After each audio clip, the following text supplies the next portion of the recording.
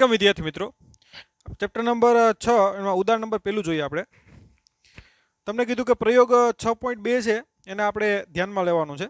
જે આપણે ફેરેડેના પ્રયોગો જોઈએ એમાં 6.2 એક પ્રયોગ છે જેમાં ગેલ્વેનોમીટરનું મોટું કોણાવર્તન મેળવવા માટે આપણે શું કરવું જોઈએ એ ક્વેશ્ચન પૂછ્યો છે. અને બી ક્વેશ્ચન કે ગેલ્વેનોમીટરની ગેરહાજરીમાં પ્રેરિત વિદ્યુતપ્રવાહની હાજરી આપણે કેવી રીતે દર્શાવી શકીએ. જો તમારી પાસે ગેલ્વેનોમીટર ના હોય તો પણ તમારે પ્રવાહની હાજરી જોતી હોય તો કઈ રીતે. પહેલાં આપણે આકૃતિ દોરીએ, ત્યારબાદ બંને ક્વેશ્ચનના જવાબ આપીએ. ફેરેડેનો જે પ્રયોગ છે ઉદાહરણ નંબર પહેલું એ આ રીતનો છે. એમાં આ કોઇલ C2 છે, સોરી આ કોઇલ C1 કહી દો, જે કહ્યું આ કોઇલ C2 અને બેટરી સાથે જોડેલી છે. તમે 6.2 આકૃતિ જોઈ શકો બુકમાં. અને આ જે કોઇલ છે એને ગેલ્વેનોમીટર સાથે જોડેલ છે. ઓકે, આમાંથી વિદ્યુત પ્રવાહ પસાર થાય અને આપણે આને આના તરફ ગતિ કરાવીએ.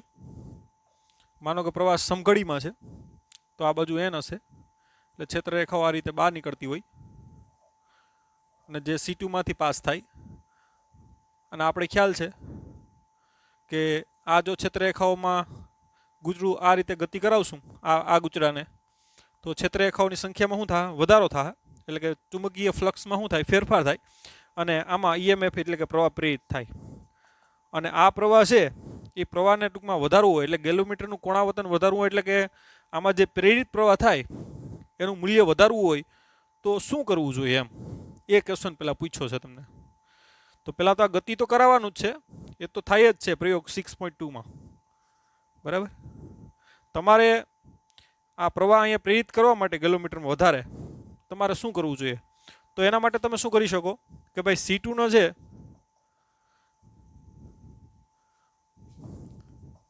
એકદમ ઝડપથી C1 ની નજીક અને દૂર લઈ જવાનું થાય.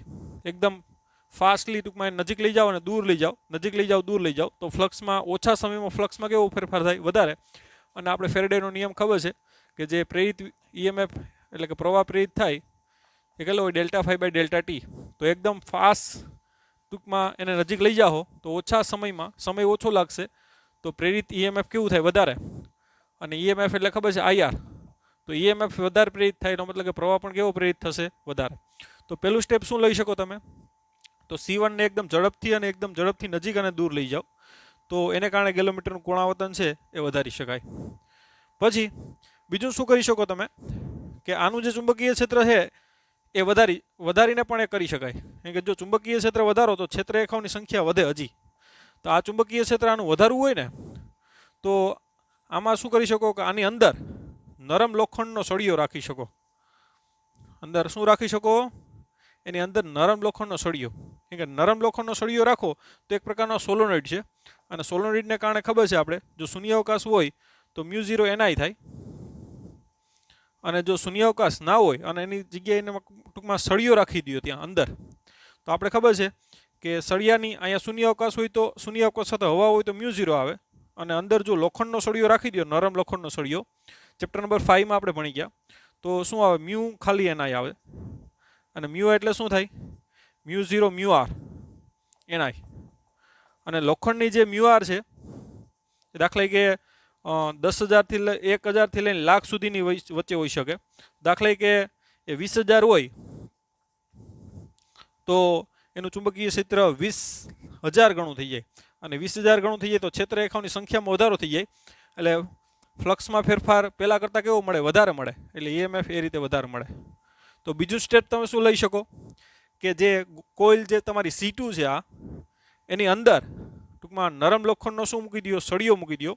અને નરમ લોખંડનો સળિયો મૂકવાથી તમને ખ્યાલ છે કે ચુંબકીય ક્ષેત્ર એકદમ વધી જાય. અને ચુંબકીય ક્ષેત્ર વધી જાય તો ટૂંકમાં ફ્લક્સમાં ફેરફાર કેવો થશે? વધારે થશે. બરાબર, પહેલાં કરતાં. તો આ રીતે સેકન્ડ સ્ટેપ તમે આ લઈ શકો કે નરમ લોખંડનો સળિયો મૂકી અને આ રીતે તમે ગેલ્વેનોમીટરનું આવર્તન શું કરી શકો? વધારી શકો. તો આ ઉપરાંત બંને ગુચડાઓ છે એને એકદમ નજીક અને દૂર લઈ અને પણ તમે ગેલોમીટરનું કોણાવર્તન વધારી શકો. તો આ જે પોસિબલ સ્ટેપ છે. આ ઉપરાંત આટાની સંખ્યા વધારી અને પણ ચુંબકીય ક્ષેત્ર વધારી શકો. આટાની સંખ્યા વધારો તો પણ ચુંબકીય ક્ષેત્ર વધશે. તો જે આ કોઇલ C2 છે એના આટાની સંખ્યા પણ તમે વધારી શકો. તો આવા ઘણા બધા ટૂંકમાં વે છે જેને કારણે ગેલોમીટરનું કોણાવર્તન શું કરી શકાય, વધારી શકાય. તો આ ક્વેશ્ચન થઈ ગયો A. હવે ક્વેશ્ચન બીમાં શું પૂછ્યું, માનો કે તમારી પાસે ગેલોમીટર નથી અને આમાં પ્રવાહ પ્રેરિત થઈને હાજરી છે એ નક્કી કરવી છે, તો કઈ રીતે નક્કી કરી શકાય? તો તમે એના માટે શું કરી શકો, અહીં એક લેમ્પ લઈ શકો અથવા તો એલઈડી તમે જોઈન કરી શકો. તો એલઈડી અથવા લેમ્પ જોઈન કરો તો પ્રવાહ પ્રેરિત થાય તો એને કારણે આ બલ્બ છે કે એલઈડી છે ચાલુ થાય, અને ચાલુ થાય એટલે તમને ખ્યાલ આવે કે પ્રવાહ એ આવ્યો એમ. તો આ રીતે જો તમારી પાસે ગેલોમીટર ના હોય અને ઘરે દાખલા કે તમે પ્રયોગ કરો છો, તો એમાં પ્રવાહ તમારી હાજરી આમાં ચેક કરવા માટે જે પ્રેરિત થાય એના માટે તમે એલઈડી અથવા તો કોઈ નાનો લેમ્પ છે બરાબર એનો યુઝ કરી અને પ્રવાહની હાજરી ચેક કરી શકો. ઓકે, તો આ થઈ ગયું ઉદાહરણ નંબર 1. હવે ઉદાહરણ નંબર 2 જોઈએ.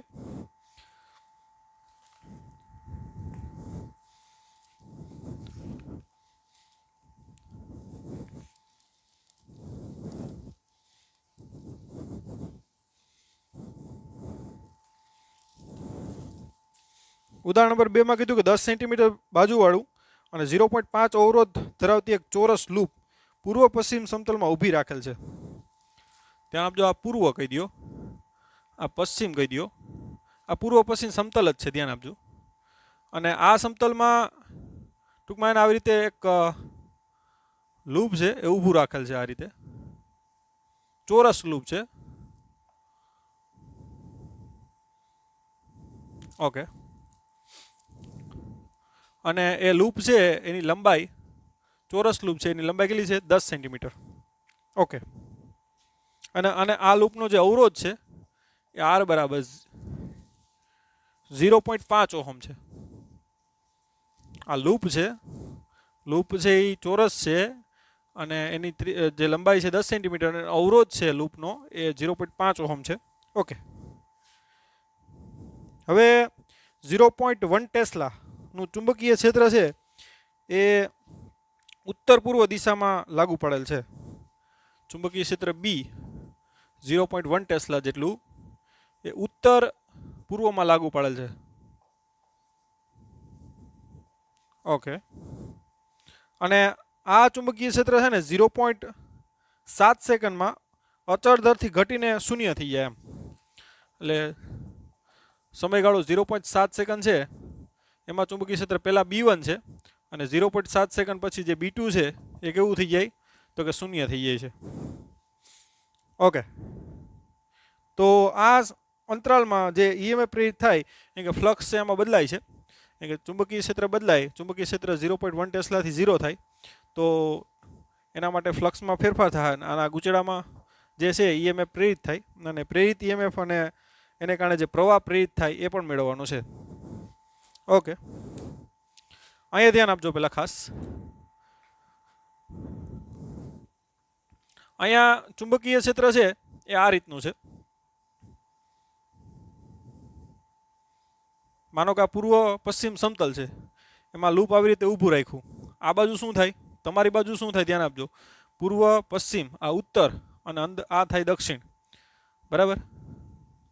તો ચુંબકીય ક્ષેત્ર છે ને આ રીતે લાગુ પાડેલું છે, અહીંથી આમ જાય છે, ખ્યાલ આવ્યો? કેટલાના ખૂણે? ઉત્તર પૂર્વ, આ ઉત્તર થાય, ધ્યાન આપજો. ઉત્તર પાછળ આવે, સોરી આ બાજુ ઉત્તર કહી દો ને પાછળ શું કહી દો, દક્ષિણ કહી દો. આ પૂર્વ, આ પશ્ચિમ, એક સમતલ થઈ ગયું, પૂર્વ પશ્ચિમ, બરાબર. એમાં લૂપને આ રીતે ઊભું રાખેલ છે, આ સમતલ કહી શકો, કારણ કે હંમેશા પૂર્વ પશ્ચિમ ઉત્તર દક્ષિણ એક સમતલમાં જ હોય. તો તમે આ રીતે એને કહી શકો. જા આ લૂપ ચોરસ, આ પૂર્વ અને પશ્ચિમ, બરાબર, અને ઉત્તર અને દક્ષિણ કહી દો. તમારું જે ચુંબકીય ક્ષેત્ર છે ઉત્તર પૂર્વ દિશામાં છે, આ રીતે આ સમતલને લંબ, અને એની વચ્ચેનો ટૂંકમાં દાખલા કે ખૂણો બનશે આ ક્ષેત્રફળ સદિશ A અને ચુંબકીય ક્ષેત્ર B એની વચ્ચેનો ખૂણો કેટલો બને 45, કેમ કે ઉત્તર પૂર્વ તરફ છે આ રીતે. ઉત્તર દક્ષિણ વત તો 90 નો ખૂણો બને, પણ ઉત્તર પૂર્વ તરફ એટલે એનો મતલબ કે 45 નો ખૂણો બને. તો પહેલા ફ્લક્સ આપણે φ1 મેળવવું હોય તો φ1 બરાબર શું થાય? તો કે B1 A cos 45. B અને A વચ્ચેનો ખૂણો કેટલો થાય? 45 નો છે. એટલે B1 A cos 45. B1 એટલે કેટલું છે? 0.1. અને A એટલે ચોરસનું ક્ષેત્રફળ છે, લંબાઈનો વર્ગ થાય. તો લંબાઈનો વર્ગ એટલે 0.1 મીટર, એટલે કે 10⁻1 મીટર થાય. 10⁻1 મીટરનો વર્ગ ચોરસનું ક્ષેત્રફળ શું હોય? લંબાઈનો વર્ગ થાય. 10⁻1 નો વર્ગ કેટલો થાય? 10⁻2. અને cos 45 એટલે કેટલા થાય? 1/√2. એટલે ટૂંકમાં શરૂઆતનું ફ્લક્સ છે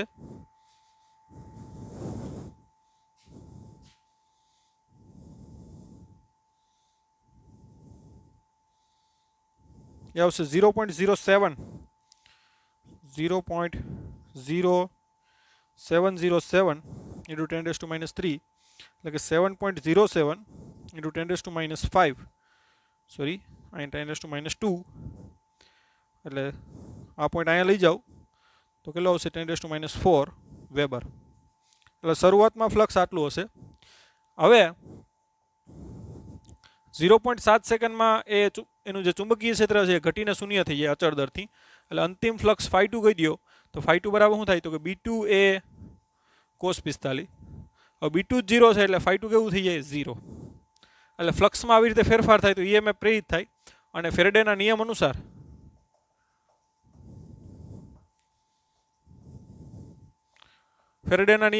જે EMF પ્રેરિત થશે આપણે મૂલ્યમાં લખીએ તો કેટલું હશે? ΔΦ/ΔT.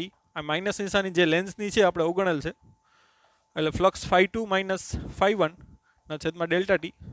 φ2 એટલે 0 થાય. લેન્સની નિશાની લેવી હોય તો પણ વાંધો નહીં, બરાબર.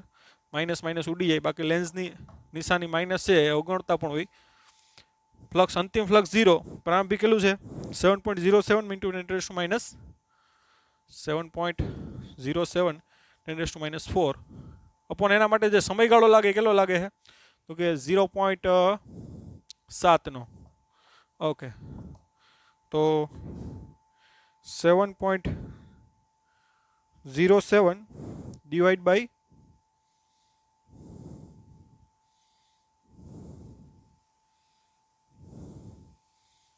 આવશે 0.7 એટલે આવશે 10.1. આ માઇનસ માઇનસ પ્લસ થઈ ગયા. 10.1 into 10⁻4 વોલ્ટ. તો આટલું ટૂંકમાં ગૂંચળામાં EMF પ્રેરિત થાય. અને એને કારણે જે પ્રવાહ પ્રેરિત થાય એ પણ મેળવવાનું છે. તો ટૂંકમાં પ્રવાહ માટે આપણે ખબર છે ઓહમનો નિયમ, E બરાબર શું થાય? IR. માટે I બરાબર શું થાય? E/R. એટલે 10.1 into 10⁻4 ડિવાઈડ બાય R એટલે અવરોધ આપેલ છે 0.5. તો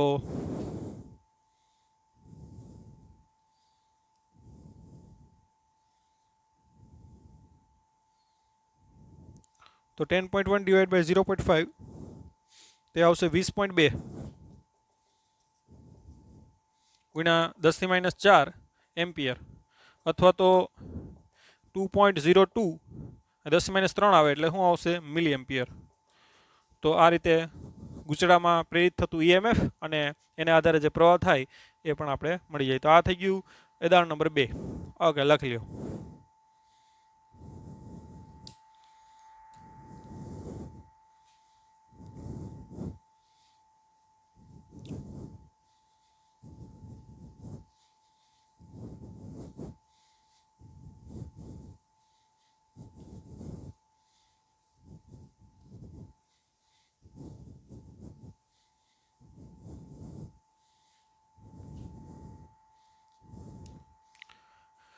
ઉદાહરણ નંબર 3 જુઓ.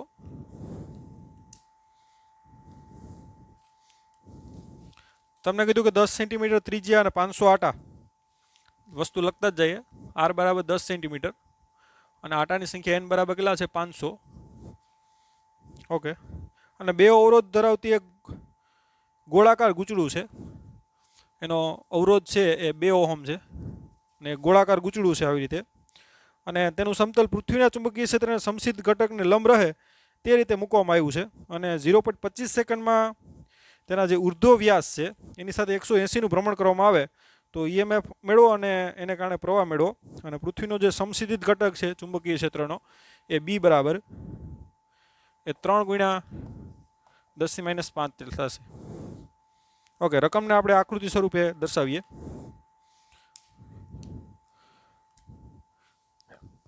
આ એક સમસ્થિતિ ચુંબકીય ક્ષેત્ર છે, ધ્યાન આપજો. પૃથ્વીનું સમસ્થિતિ ચુંબકીય ક્ષેત્ર જે એન થી કેવી તરફ હોય એસ તરફ અને બી તમને આપેલું છે. હવે આ ચુંબકીય ક્ષેત્રમાં એક ગૂંચળું મૂકેલું છે, ધ્યાન આપજો. અને ગૂંચળામાં દાખલા કે તમને બધી ડિટેલ આપેલી છે કે એના 10 સેન્ટીમીટર ત્રિજ્યા છે, 500 આટા છે, 2 ઓહમનો અવરોધ છે અને ગૂંચળું ખાસ આ રીતે મૂકેલું છે, ધ્યાન આપજો.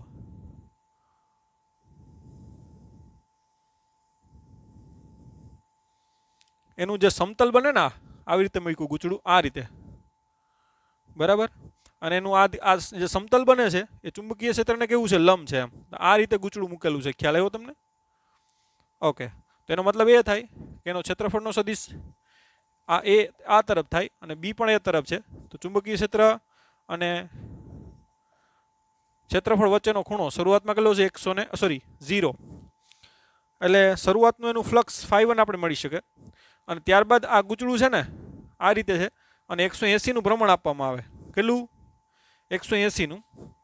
તો આપણે કોઈ એક વસ્તુ લઈ લઈએ કે જેના દ્વારા એ વસ્તુ દર્શાવી શકાય.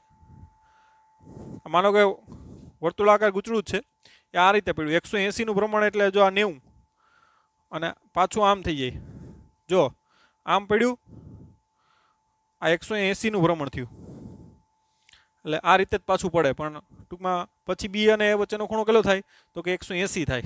શરૂઆતમાં કેટલો છે 0 છે, પછી કેટલો થાય 180નું ભ્રમણ આપવાથી તો કે 180 જ થાય.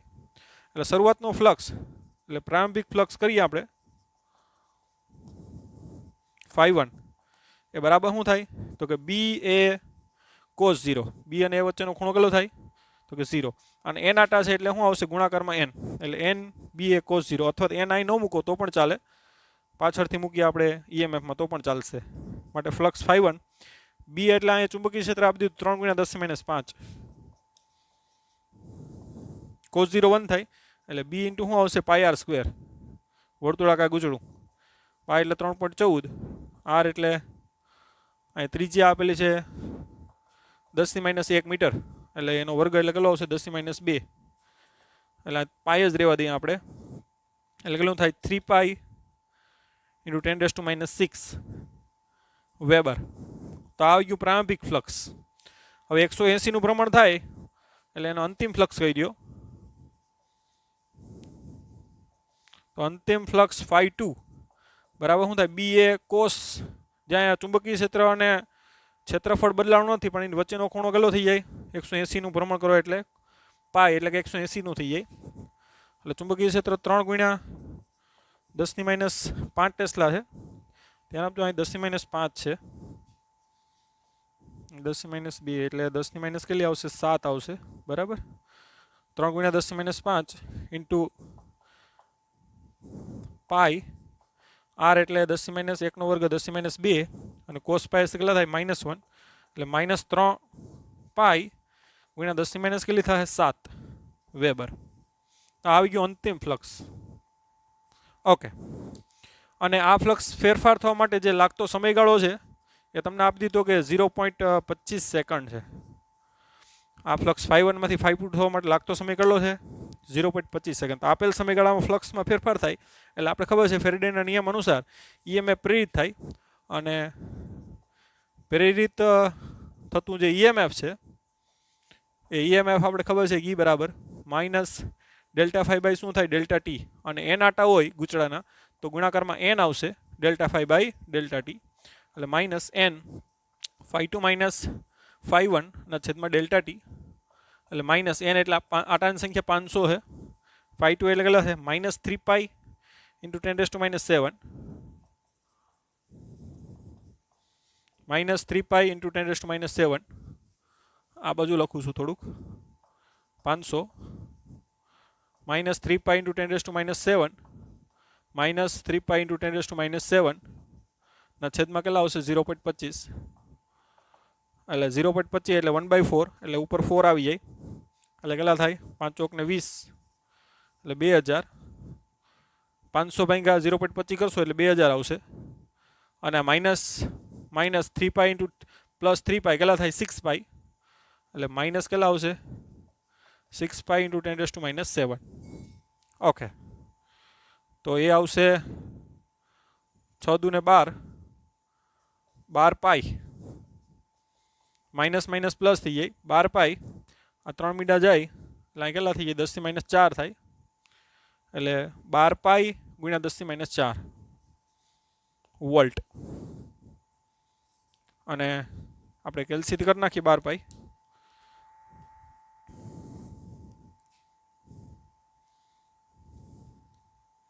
12 ગુણ્યા 3.14 એટલે 37.68 આવશે એટલે 3.8 ગુણ્યા 10⁻³ વોલ્ટ આવશે તો આ થઈ ગયું ઈએમએફ કેટલો આવશે તો કે 3.8 ગુણ્યા 10⁻³ વોલ્ટ ઓકે હવે એને આધારે પ્રવાહ જોતો હોય તો પ્રવાહ આપણે આ રીતે મળી શકાય ઓહમનો નિયમ ઈ બરાબર શું થાય આ પ્રવાહ માટે જે પ્રેરિત પ્રવાહ થાય ગુચડામાં તો I બરાબર શું થાય ઈના છેદમાં R અને ઈએમએફ આપણે મેળવવું આપણે કે 3.8 ગુણ્યા કેટલી આવશે 10⁻³ છેદમાં R એટલે આ ગુચડાનો અવરોધ 2 આપી દો તો કેટલો આવશે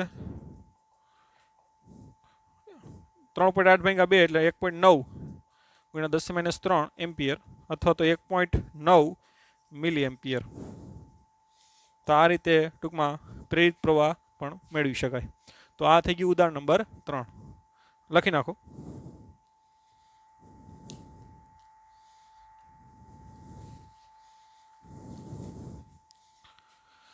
આઈ હોપ તમને આ દેખાતું હશે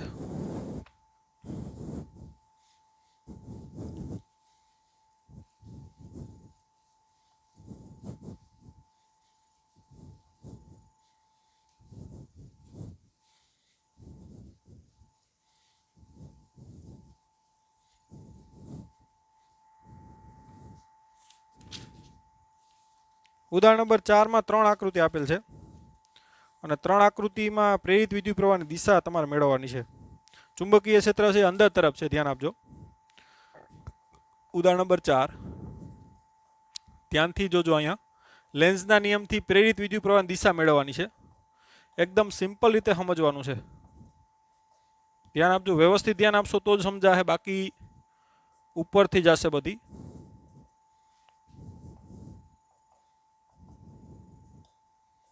ઓકે આપણે ખ્યાલ છે કે આ અંદર તરફ જતું ચુંબકીય ક્ષેત્ર છે કઈ તરફ અંદર તરફ એનો મતલબ શું થાય ધ્યાન આપજો ખાસ કે આ બાજુ n હશે અને પાછળ s હશે એટલે કે ચુંબકીય ક્ષેત્ર રેખાઓ અંદર તરફ જાય છે એટલે ખાસ ધ્યાન આપજો આ બાજુ શું હશે n હશે અને અંદર શું હશે s કેમ કે ચુંબકીય ક્ષેત્ર રેખાઓ n થી કઈ તરફ હોય s તરફ એટલે આ બાજુ છે ને એ n હોય ચુંબકનો n ધ્રુવ અને પાછળ શું હશે s તો જ ચુંબકીય ક્ષેત્ર અંદર તરફ જાય ને તો ખાસ એ વસ્તુ પહેલા જોજો કે આ બાજુ n હોય પાછળ શું હોય s તો જ ચુંબકીય ક્ષેત્ર રેખાઓ અંદર તરફ જાય ઓકે હવે એમાં 3 ગૂંચળા આપેલ છે તમને અને ગૂંચળા છે એ પેલું ગૂંચળું આવી રીતે ત્રિકોણ આકારનું છે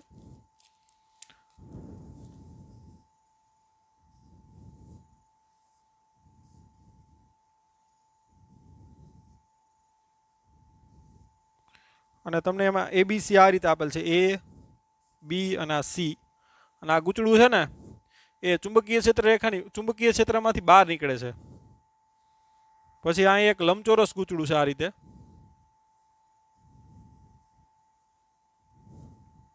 અને એ આ રીતે નામ આપેલ છે A B C અને D આ ચુંબકીય ક્ષેત્રમાં જો દાખલ થાય છે પેલા બહાર હતું એટલે દાખલ થાય છે અને અહીંયા અનિયમિત ગૂંચળું છે આવી રીતે અને એ છે એ ચુંબકીય ક્ષેત્રમાંથી જો બહાર નીકળે છે આ રીતે અને એમાં નામ આપી દો આ રીતે અહીંયા A આ પોઈન્ટ છે એ આપી દો પછી B અહીંયા આપ્યું છે એટલે તમને ખબર પડે પ્રવાહ કઈ રીતે પ્રેરિત થાય ને એનું નામ આપી શકો. એટલે આ નામ આપેલ છે તમને ABCD. ઓકે, તો આવી રીતે 3 ગૂંચળા તમને આપેલ છે અને 3 ગૂંચળામાં તમે આ પહેલું કીધું, આ બીજું અને આ ત્રીજું. તો 3 ગૂંચળામાં તમને એમ કીધું કે પ્રવાહ પ્રેરિત થાય કે નહીં, અને થાય તો એની દિશા મેળવો એમ. તો પહેલા અહીંયા ધ્યાન આપો. પહેલા લૂપ આ એક જોઈ લઈએ. આ લૂપ છે ને ચુંબકીય ક્ષેત્રમાં દાખલ થાય છે. જો દાખલ થાય એનો મતલબ શું થાય કે પહેલા બહાર હતું અને અંદર દાખલ થાય. દાખલ થાય એટલે પહેલા ક્ષેત્રરેખાઓ એમાંથી 0 પાસ થતી હોય. જેમ જેમ એ દાખલ થાય ને એટલે ક્ષેત્રરેખાઓની સંખ્યામાં શું થાય? વધારો થાય. એટલે ક્ષેત્રરેખાઓની સંખ્યામાં વધારો થાય એનો મતલબ કે ચુંબકીય ફ્લક્સમાં શું થાય? ફેરફાર થાય અને આમાં EMF પ્રેરિત થાય, એટલે કે પ્રવાહ પ્રેરિત થાય. એની દિશા કાં તો વિષમ ઘડીમાં હોય કાં તો સમઘડીમાં હોય. હવે લેન્ઝના નિયમથી આપણે મેળવવાની છે. ખ્યાલ આવ્યો? એ બહારથી અંદર તરફ દાખલ થાય ને એટલે શું થાય કે ચુંબકીય ક્ષેત્રરેખાઓની સંખ્યામાં સતત વધારો થાય. ખ્યાલ આવ્યો? એટલે ક્ષેત્રરેખાઓની સંખ્યામાં વધારો થાય એને જ કારણે ફ્લક્સમાં શું થાય? ફેરફાર થાય ને EMF પ્રેરિત થાય. હવે EMF પ્રેરિત થાય એટલે કે પ્રવાહ પ્રેરિત થાય, તેની દિશા આપણે લેન્ઝના નિયમથી મેળવવાની. તો એક વસ્તુ અહીં ધ્યાન આપજો.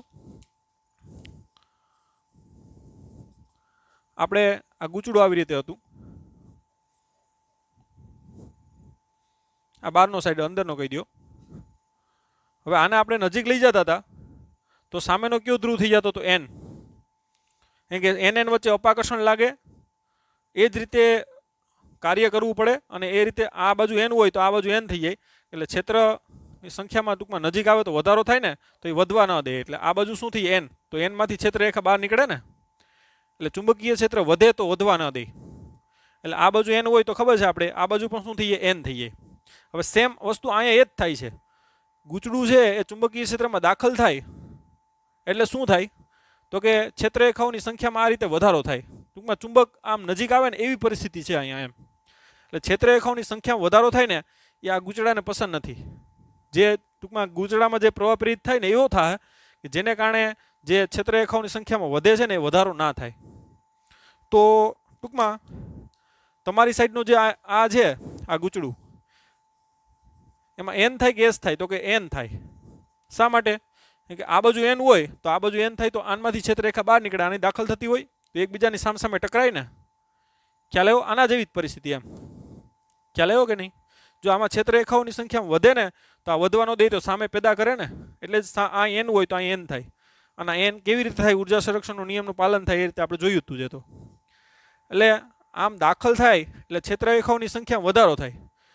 તો એ વધવા ન દે એનો મતલબ શું થાય? કે આ બાજુ પણ સામે N પેદા થાય. તો આની ક્ષેત્રરેખાઓ અંદર જાય તો આની બહાર નીકળે તો સામે ટકરાય. તો આ બાજુ N પેદા થશે. ખ્યાલ આવ્યો તમને? અને N પેદા થાય એનો મતલબ કે પ્રવાહ કઈ દિશામાં હોય? વિષમ ઘડીમાં. આપણે એ તો ભણી જ ગયા છે બરાબર, કે વિષમ ઘડીમાં પ્રવાહ હોય, એટલે સોરી આ N હોય તો પ્રવાહ કઈ દિશામાં હોય? વિષમ ઘડીમાં. અને સામે S હોય તો પ્રવાહ કઈ દિશામાં હોય? સમઘડીમાં. એ તો આપણે સિમ્બોલ જોયેલા જ છે. તો આમાં જે પ્રવાહની દિશા છે પહેલામાં એ આપણે લખી નાખીએ અહીંયા, કે પ્રવાહમાં પહેલાની દિશા છે એ કઈ તરફ હશે? BCDA. અથવા અહીંથી ચાલુ કરી, ગમે એ ચાલુ કરો, ABCD ગમે લખવું હોય અહીંથી લખો તોય ચાલે. BCDAB. આ દિશામાં પ્રવાહ ટૂંકમાં પ્રેરિત થાય, જે તમને માગ્યું છે પૂછ્યું. ઓકે, તો પહેલાનો જવાબ મળી ગયો આપણે. હવે આ બીજું જોવો તમે. આ જે ત્રિકોણાકાર જે ગૂંચળું છે ને એ ઓલરેડી ચુંબકીય ક્ષેત્રમાં છે અને એ ચુંબકીય ક્ષેત્રમાંથી શું નીકળે છે? બહાર નીકળે છે. બરાબર?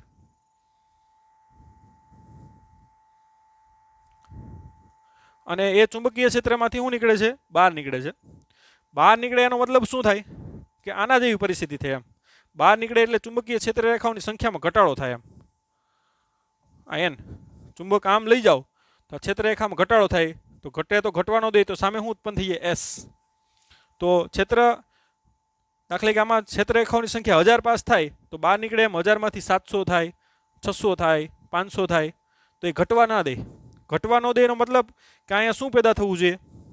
તો આ બાજુ N હોય તો આ બાજુ શું પેદા થવું જોઈએ? S. કે ક્ષેત્રરેખાઓ N થી કઈ તરફ હોય? S તરફ. આની જેમ જ એમ. ખ્યાલ આવ્યો કે નહીં? તો જેમાં ગુચડું બહાર નીકળતું જાય એમ ક્ષેત્રરેખાઓની સંખ્યામાં ઘટાડો થાય એટલે ફ્લક્સમાં ફેરફાર થાય એટલે EMF પ્રેરિત થવાનું એટલે પ્રવાહ પ્રેરિત થાય જ. અને પ્રવાહ એવી રીતે પ્રેરિત થાય જેથી કરીને ફ્લક્સમાં ઘટાડો ન થાય. ખ્યાલ આવ્યો? કે ઘટે તો ઘટવાનો દે, વધે તો વધવાનો દે અને ઘટે તો ઘટવાનો દે. તો ઘટવાનો દે એનો મતલબ કે આ બાજુ શું ઉત્પન્ન થવું જોઈએ? એસ ઉત્પન્ન થવો જોઈએ. કારણ કે આ બાજુ એન છે તો અહીંયા એસ થવો જોઈએ. કારણ કે ચુંબકીય ક્ષેત્ર રેખાઓ એન થી એસ તરફ હોય. ખ્યાલ આવ્યો?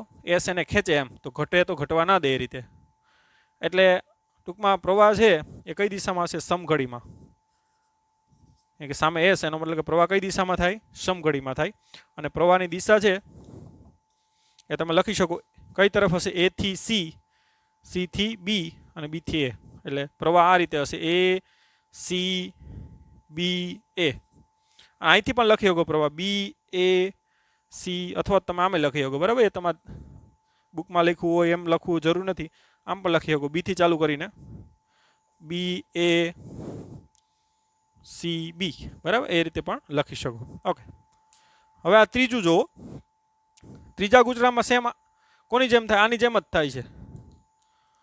આ ગુચડું છે ને ચુંબકીય ક્ષેત્રમાંથી શું નીકળે છે? બહાર નીકળે છે. બહાર નીકળે એટલે ફ્લક્સમાં ઘટાડો થાય. તો ઘટવા ન દે તો અહીંયા શું ઉત્પન્ન થઈ જાય? એસ. અને એસ એટલે પ્રવાહ કઈ દિશામાં હોય? સમઘડીમાં. સમઘડીમાં એટલે એ બી સી ડી એ. તો ત્રીજામાં શું આવશે જવાબ? એ બી સી ડી એ. આ માર્ગે પ્રવાહ ટૂંકમાં પ્રેરિત થાય. તો આ રીતે લેન્ઝના નિયમનો ઉપયોગ કરી અને આ ત્રણેય ગુચડા માટે પ્રેરિત વિદ્યુત પ્રવાહની શું મેળવી શકાય? દિશા મેળવી શકાય. આગળ લખી લ્યો.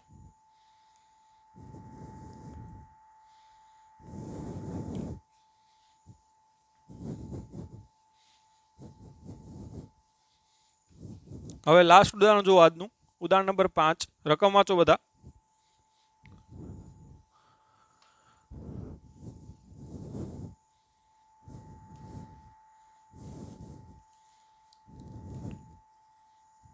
ઉદાહરણ નંબર 5. તમને કીધું કે જડિત રાખેલા બે કાયમી ચુંબક છે. એના ઉત્તર અને દક્ષિણ ધ્રુવ વચ્ચે એક બંધ ગાળામાં એક ચુંબકીય ક્ષેત્રમાં એક બંધ ગાળાને રાખેલો છે એટલે ગુચડું રાખેલું છે. શું શક્તિશાળી ચુંબકનો ઉપયોગ કરી અને આ જે બંધ ગાળો અથવા ગુચડું છે એમાં પ્રવાહ પ્રેરિત કરી શકાય? ઓકે, એકદમ સિમ્પલ ક્વેશ્ચન. એન અને સામે એસ આ ચુંબકીય ક્ષેત્ર છે અને એમાં આવી રીતે ગુચડું પડ્યું છે બંધ ગાળો. તો શક્તિશાળી ચુંબકીય ક્ષેત્ર કરતા જાઓ તમે તો ગમે એટલું શક્તિશાળી ચુંબકીય ક્ષેત્ર હોય તો પણ આમાં પ્રવાહ પ્રેરિત થાય નહીં. એટલે પ્રવાહ પ્રેરિત થવા માટે શું જરૂરી છે? ફ્લક્સમાં ફેરફાર થવો જરૂરી છે. તો ગમે એટલું પણ શક્તિશાળી ચુંબકીય ક્ષેત્ર હશે તો પણ આ ગુચડામાં પ્રવાહ પ્રેરિત થાય નહીં. તમારે શું કરવું પડે? તો કે ગુચડાને આ રીતે આમ ભ્રમણ કરાવો તો ટૂંકમાં ફ્લક્સ ચેન્જ થાય. કારણ કે એની વચ્ચેનો થીટા ચેન્જ થાય ને. ભ્રમણ આમ કરાવો ને, આ અક્ષને અક્ષને આમ ભ્રમણ કરાવો તો ટૂંકમાં બી અને એ વચ્ચેનો ખૂણો ચેન્જ થાય તો ફ્લક્સ ચેન્જ થાય, તો પ્રવાહ પ્રેરિત થાય. એમ બાકી એમને એમ સ્થિર પડ્યું હોય આ રીતે અને ગમે એટલું ચુંબકીય ક્ષેત્ર વધારતા જાઓ તો ફ્લક્સ ચેન્જ થશે નહીં. વધારતા જાઓ નહીં, વધારીને અચળ રાખવાનું છે એમ. બાકી વધારતા જાઓ તો ફ્લક્સ ચેન્જ થાય. ખ્યાલ આવ્યો? અહીંયા શક્તિશાળી ચુંબકીય ક્ષેત્ર રાખીને નહીં. દાખલા કે ચુંબકીય ક્ષેત્ર વધારતા જાઓ ટાઈમ સાથે તો ફ્લક્સ ચેન્જ થાય તો પ્રવાહ પ્રેરિત થવાની વાત આવે. અહીંયા એ રીતે નથી. તમને શું કીધું? શક્તિશાળી ગમે એટલું ચુંબકીય ક્ષેત્ર રાખો અને અચળ રાખવાનું છે. ભાઈ શક્તિશાળી રાખીને કેવું રાખવાનું? અચળ એમ. તો ફ્લક્સ ચેન્જ થાય નહીં. ફ્લક્સ ચેન્જ ન થાય તો કોઈ પ્રવાહ પ્રેરિત થાય નહીં. ફેરેડેનો નિયમ. તો ક્વેશ્ચનનો એ આન્સર સિમ્પલ રીતે આપી શકાય. ક્વેશ્ચન નંબર બી કે એક બંધ ગાળો છે ને મોટા કેપેસિટરની તકતીઓ વચ્ચે અચળ વિદ્યુત ક્ષેત્રને લંબ રીતે ગતિ કરે છે. આ કેપેસિટરની પ્લેટ કહી દો. આ કેપેસિટરની ધન પ્લેટ અને કેપેસિટરની ઋણ પ્લેટ. અને કેપેસિટરની બે પ્લેટો વચ્ચે શું હોય? ચુંબકીય ક્ષેત્ર ના હોય, વિદ્યુત ક્ષેત્ર હોય. ધ્યાન આપજો. આ રીતે વિદ્યુત ક્ષેત્ર છે અને આમાં એક ટૂંકમાં એક બંધ ગાળો છે એટલે ગુચડું કહી દો આ રીતે. અને તેને ભ્રમણ આપવામાં આવે છે, ગતિ આપવામાં આવે છે. તો જ્યારે સંપૂર્ણ કેપેસિટરની પ્લેટ વચ્ચે હોય અને જ્યારે આંશિક રીતે કેપેસિટરની બહાર હોય ત્યારે ટૂંકમાં વિદ્યુત પ્રવાહ પ્રેરિત થાય કે નહીં? જ્યારે સંપૂર્ણ રીતે કેપેસિટરની પ્લેટ વચ્ચે હોય એમ અને આંશિક રીતે ટૂંકમાં બહાર હોય.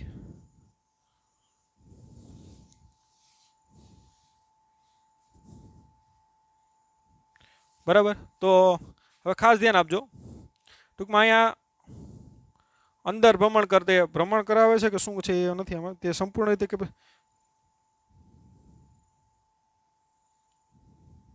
અચળ વિદ્યુત ક્ષેત્રને લંબ ગતિ કરે છે.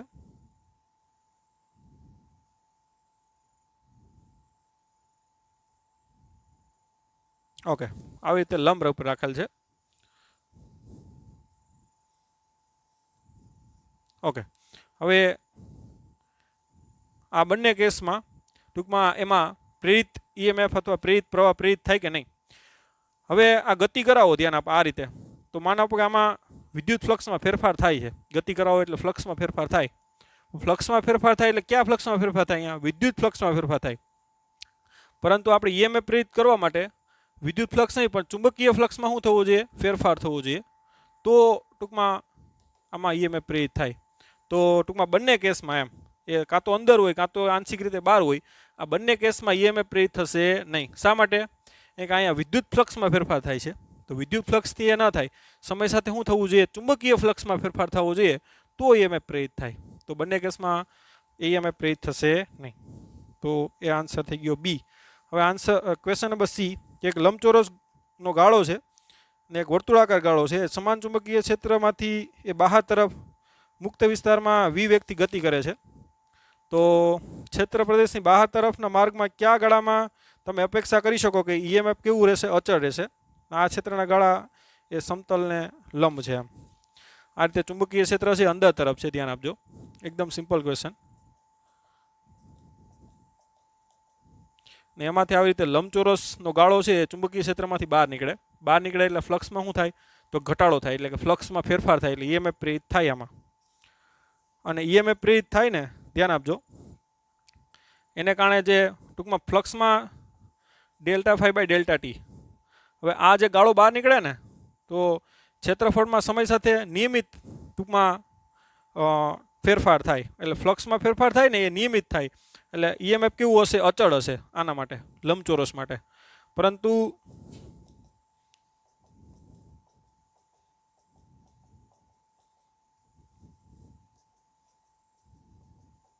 આવી રીતે વર્તુળાકાર ગૂંચળું નીકળે, ધ્યાન આપજો.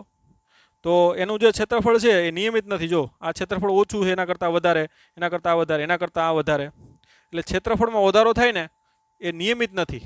એટલે આમાં અચળ ઈએમએફ હશે નહીં. તો આવી રીતે લંબચોરસમાં જે ક્ષેત્રફળનો જે ટૂંકમાં વધારો થાય છે એ કેવો છે? નિયમિત છે.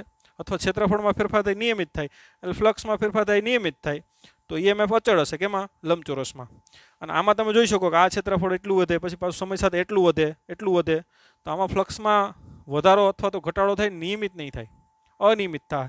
એટલે ઈએમએફ આનું વર્તુળાકાર ગૂંચળું હશે એનું કેવું હશે? અનિયમિત હશે.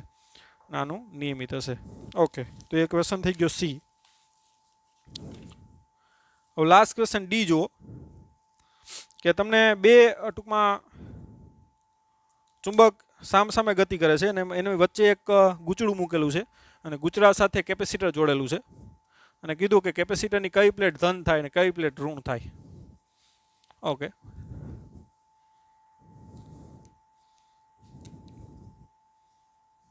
આ એન અને સામે પણ એક ચુંબક છે એનો પણ એન. આ બંને ચુંબક છે ને સામસામે આવે છે આ રીતે, અને વચ્ચે આવી રીતે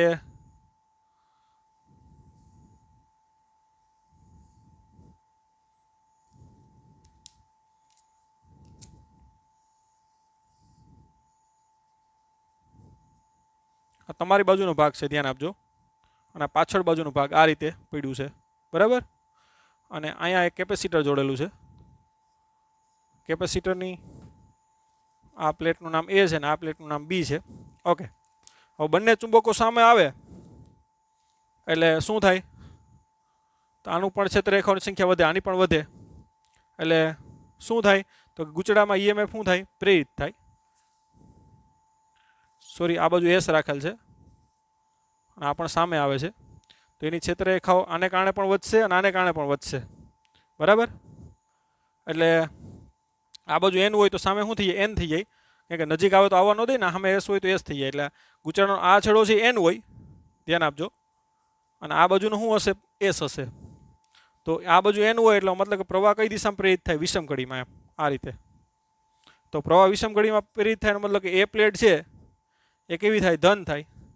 અને બી પ્લેટ કેવી થાય? તો કે ઋણ થાય. કે આ છેડો ધન થઈ ગયો અને આ કેવો થઈ ગયો? ઋણ થઈ ગયો, કારણ કે પ્રવાહ આ દિશામાં ગયો. તો આ ચુંબક છે એન આ તરફ જાય તો સામે એન થઈ જાય, અને સામે એન થઈ જાય તો પ્રવાહ વિષમ કડીમાં થાય. વિષમ કડીમાં એટલે આ રીતે, આ બાજુ તમારો છેડો, આ પાછળનો. તો પ્રવાહ આમ પ્રેરિત થાય. એનો મતલબ કે આ એ છે એ ધન હોય ને બી કેવું હોય? ઋણ. તો એ ક્વેશ્ચન તમને પૂછેલો કે કઈ પ્લેટ ધન હોય ને કઈ પ્લેટ ઋણ હોય. તો એ રીતે આન્સર એનો આરામથી આપી શકાય. તો આજના લેક્ચરમાં આપણે ઉદાહરણ 5 સુધી રાખીએ. નેક્સ્ટ આપણે ઉદાહરણ 6 થી આગળ વધશું. ત્યાં સુધી bye bye, take care, have a nice day.